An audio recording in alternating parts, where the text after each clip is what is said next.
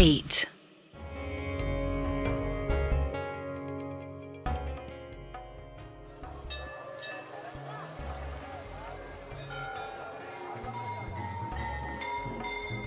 सुबह की आरती का समय हो गया था। पंडित वेदांत आरती करते हैं और सब में हमेशा की तरह प्रसाद बांटते हैं।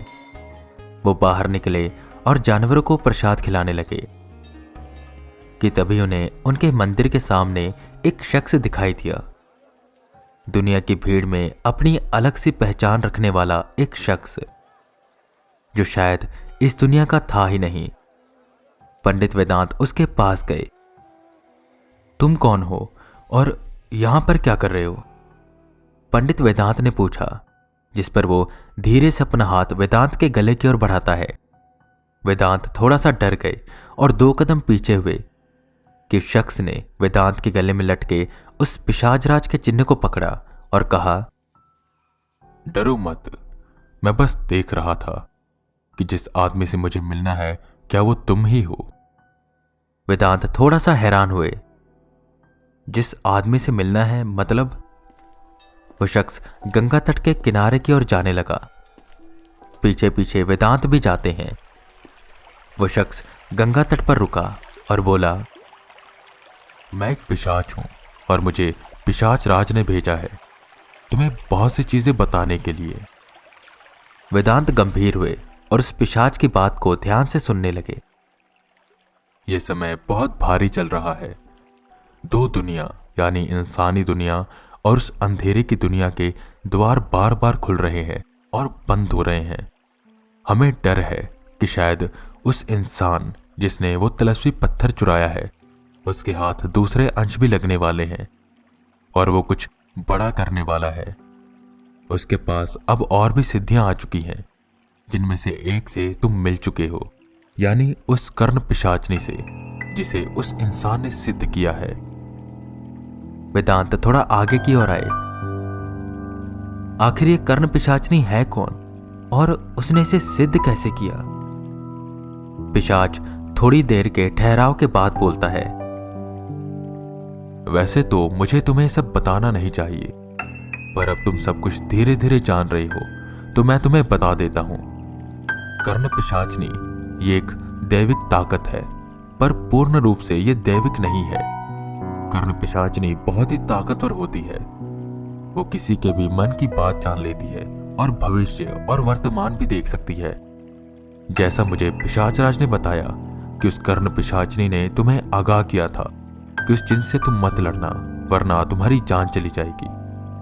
उसने ऐसा इसलिए किया क्योंकि वो भविष्य देख सकती है और उसने तुम्हारा भविष्य देख लिया था और इसलिए उस इंसान ने तुम्हें बचाने के लिए कर्ण पिशाचनी को भेजा। सुनो वेदांत, उसके पास कर्ण पिशाचनी से भी ज्यादा ताकतवर ताकतें हैं। इसके लिए तुम्हें भी कोई ना कोई सिद्धि लेनी होगी और जब तक तुम उस सिद्धि को नहीं स्थापित करोगे पिशाच राज और पिशाच तुम्हारी मदद करेंगे। खैर, मुद्दे की बात पर आता हूं। इस बार एक और काम है तुम्हारे लिए, पर यह काम तुम्हें कोई इंसान नहीं बल्कि पिशाच राज दे रहे हैं। इतना सुन वेदांत एकदम से चौंक गए। पिशाच राज की तरफ से एक मिशन, मतलब कोई बहुत ही बड़ी बात होगी। एक तरफ से वेदांत बहुत खुश हो रहे थे, वहीं दूसरी तरफ उन्हें डर भी लग रहा था। वेदांत, तुम्हें पिशाच राज से मिलना होगा। इसके लिए तुम्हें वहीं पर आना होगा जहां पर वो रहते हैं। वही तुम्हें बाकी की बात बताएंगे, इसलिए समय से आ जाना। इतना बोल वो पिशाच गायब हो गया और वापस से वेदांत को अब हिमाचल के उसी गांव में जाना था जिसे सब पिशाच नगरी कहते थे। अगले दिन की ट्रेन से वो सीधा कल्पा पहुंचे और वहां उसी टांगे वाले की मदद से उस गांव में पहुंचे जहां उन्होंने सरपंच की बेटी की शादी करवाई थी। अरे वेदा जी, आप आइए आइए, बड़े दिनों बाद आना हुआ। हाथ कैसा है अभी आपका? सरपंच जी उन्हें देखते ही बोले। टांगा रुका और वेदा उतरते हुए कहते हैं, बस सरपंच जी सब बढ़िया और हाथ भी फिट है। बाकी आप बताइए कैसे हैं आप और आपकी बेटी और दामाद? और वो पिशाच अब तंग तो नहीं करते? अरे नहीं नहीं वेदा जी, आप उस दिन सब सुविधा करके गए थे, उसके बाद से कोई शिकायत का मौका ही नहीं आया। सच में आपका जितना धन्यवाद करूं ना उतना कम है। मैं तो पूरी जिंदगी आपका एहसानमंद रहूंगा। बताइए क्या सेवा कर सकता हूं मैं आपकी? सरपंच जी वेदा का सामान उठाते हुए कहते हैं, मैं यहां पर किसी खास काम से नहीं आया, बस ये देखने आया था कि कहीं पिशाच वापस तो नहीं आ रहे। सोच रहा हूं कि 1-2 दिन रुक जाऊं और देख लूं पिशाच कुछ हलचल कर रहे हैं या नहीं। इतना सुन वो सरपंच और खुश हो गए। बिल्कुल, ये तो और भी खुशी की बात है। आइए हमारे घर, उसे अपना ही घर समझिए। वो वेदा का सामान अंदर लेकर आए और वेदा भी उनके पीछे पीछे उनके घर में घुसते हैं। सुनती हो, वेदा जी आए हैं, चाय नाश्ता लेकर आओ और बढ़िया बढ़िया खाना बना लो। सरपंच जी ने अपनी पत्नी से कहा। उनकी सेवा शुरू हो गई, पर उनका यहां आने का असली मकसद कुछ और था। शाम होते ही जैसे सूरज ढलने लगा, वेदा छत पर जाकर खड़े हो गए और वहां का नज़ारा देखने लगे। पेड़ों पर पिशाच बैठे हुए थे और उन्हें देख रहे थे, पर इस बार उनमें गुस्सा नहीं था। तभी वही पिशाच उड़ते हुए आया जो उन्हें बनारस में मिला था। अच्छा हुआ तुम जल्दी आ गए। रात को 12 बजे गांव के बाहर आ जाना, हम तुम्हें पिशाच राज के पास ले जाएंगे। वेदा हाँ में सिर हिलाते हैं और वह पिशाच वहां से चला जाता है। रात हो जाती है। गांव के लोगों की आदत होती है, वो जल्दी सो जाते हैं, इसलिए सारे लोग खाना खाकर सोने के लिए चले गए थे। पर वहीं वेदा छत पर खड़े होकर बस सोच रहे थे। सोच उस कर्ण पिशाचने का, उस इंसान का जो उसका दुश्मन है। और उन्हें यह भी शक था कि शायद वो इंसान कोई और नहीं बल्कि देवा है, उनका सौतेला भाई। विचारों में वो डूबे रहे कि देखते ही देखते 12 बज गए और वेदा चुपके चुपके घर से बाहर निकले और गांव के बॉर्डर पर पहुंचे, जहां पर कुछ पिशाच वहीं पर खड़े थे और वेदा का इंतजार कर रहे थे। वेदांत, अपनी आंखें बंद कर लो और बस सीधा सीधा चलते रहो। एक पिशाच बोला, जिस पर वेदा ठीक वैसे ही करते हैं और कुछ सेकंड में वो सीधा उसी गुफा में पहुंचे जहां पिशाच राज रहते थे। और वह गुफा शायद पाताल में थी। आसपास बस पिशाच ही पिशाच दिखाई दे रहे थे और आज उन पिशाचों के साथ कुछ और रूहें भी दिखाई दे रही थी, जो देखने में और भी ज्यादा डरावनी लग रही थी। वेदा के पिशाच राज के सिंहासन के सामने खड़े होते ही ऐलान हो गया कि पिशाच राज आ रहे हैं। सबने अपने सर झुकाए और वेदा ने भी ठीक वैसा ही किया।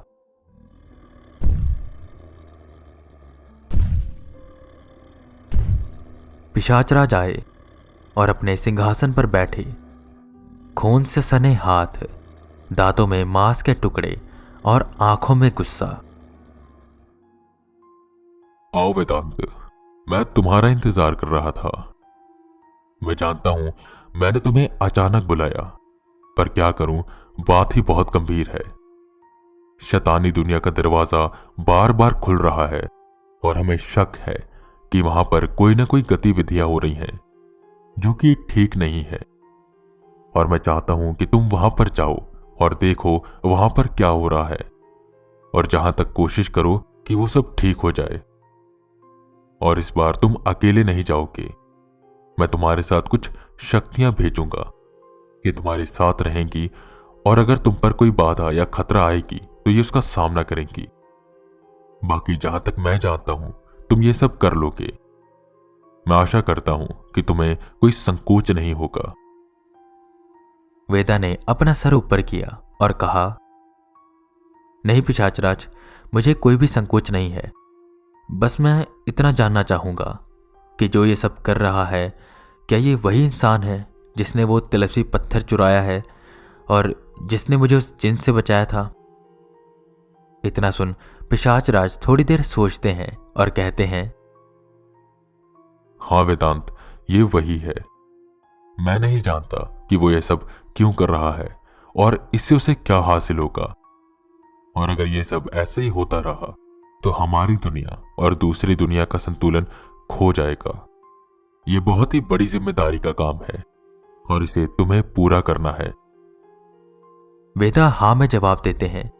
पिशाच राज उठकर वहां से जाने लगते हैं, पर जाने से पहले वो वेदा से कहते हैं, और हाँ वेदांत, तुम्हें उस कर्ण पिशाचनी से डरने की जरूरत नहीं है। वो अगर तुम्हें नुकसान पहुंचाने आएगी भी तो मैं उसे खुद देख लूंगा।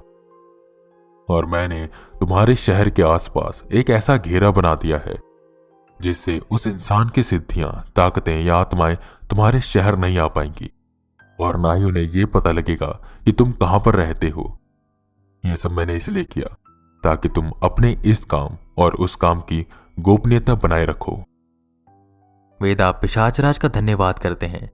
पिशाचराज वहां से चले गए और एक पिशाच आगे आकर उन्हें एक पर्ची देता है जिस पर उस जगह के बारे में सब कुछ लिखा हुआ था। झारखंड के एक वीरान पड़े गांव में से कुछ हलचल हो रही थी।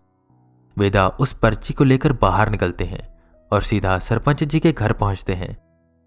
सुबह होती है और अब वेदा के वहां से जाने का समय हो जाता है क्योंकि उन्हें अब एक नए मिशन पर जाना था। Mission 100 miles. बाकी डिटेल भी उस पर्ची पर लिखी हुई थी। एक ट्रक है जो ठीक रात को 12 बजे दूसरी दुनिया में जाता है और 3 बजे वापस से अपनी दुनिया में आ जाता है। तो वेदा का प्लान ये था कि वो वहां पर एज अ ट्रक ड्राइवर जाएंगे और खुद इन सब चीज़ों को अनुभव करेंगे और इन सब चीज़ों के बारे में पता भी लगाएंगे। और इसी के साथ साथ वो आर्यन और राजन को भी लेकर जाएंगे जो वहां पर बाकी काम करेंगे और कुछ सबूत इकट्ठा करेंगे। वेदा वापस से बनारस आए और ऑनलाइन चेक करने लगे।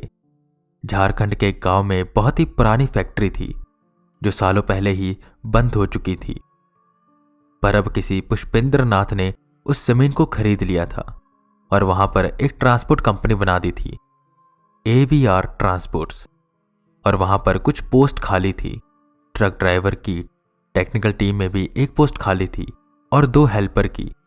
तो वेदा अपने लिए ड्राइवर की, आर्यन के लिए टेक्निकल टीम और राजन के लिए हेल्पर में अप्लाई कर देते हैं और कुछ ही दिनों में उनका सिलेक्शन भी हो जाता है और अगले हफ्ते से उन्हें वहां पर ज्वाइन करना था। वेदा आर्यन और राजन को इस मिशन के बारे में बताते हैं, पर सब कुछ नहीं, बस इतना ही कि वहां से रिपोर्ट आ रही है कि वहां से दूसरी दुनिया से कुछ सामान यहां पर लेकर आया जा रहा है, तो उन्हें जाकर वहां चेक करना है और इन सब चीजों के बारे में पता लगाना है।